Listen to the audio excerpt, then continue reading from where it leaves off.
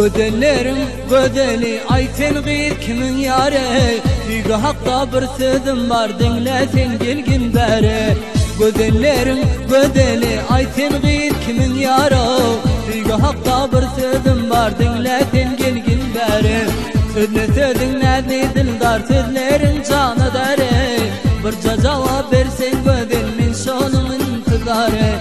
Sözle sözün nedni dildar sözlerin canı dere. Bir cevap versin gödel min şonun intizarı. Zare de zare ah zare min şonun intizarı. Ve yürekten söydüm seni sen kızların sultanı.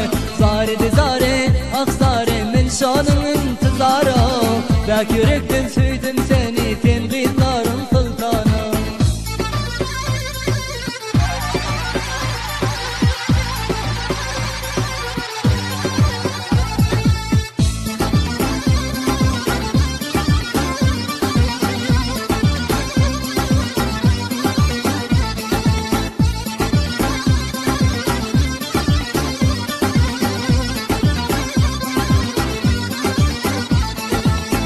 Mağizden o adam sen asmandan inin peri.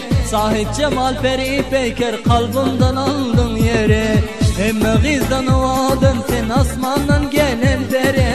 Sahip cemal peri peker kalbimden aldın yere. Cümle cahanı gözle sen tapman sendek dilbere. Fırsat bilen yaradıptır sendek nedmi dildare. Cümle cahanı gözle sen tapman sendek dilbere. Fırsat bilen yaradıptır sendek nedmi dildare. Zare de zare ah zare min şonun intizarı. Ve yürekten süydüm seni sen kızların sultanı. Zare de zare ah zare min şonun intizarı. Ve yürekten süydüm seni sen kızların sultanı.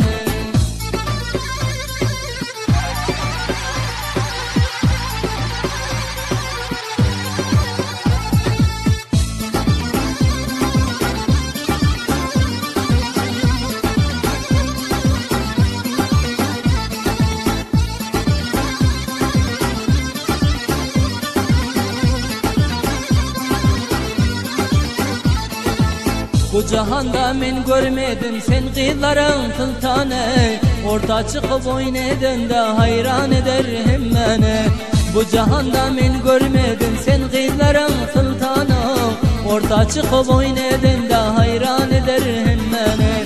Naz bilen qarab gülünde yakarsın şirin canı. Tahi çepli arzu eder bile sürsek devranı. Naz bilen qarab gülünde yakıyorsun şirin canı. Sahi çepli arzu eyler bile sürsek devranı. Zare de zare ah zare min şonun intizarı. Ve yürekten söydüm seni sen kızların sultanı. Zare de zare ah zare min şonun intizarı. Ve yürekten söydüm seni sen kızların sultanı.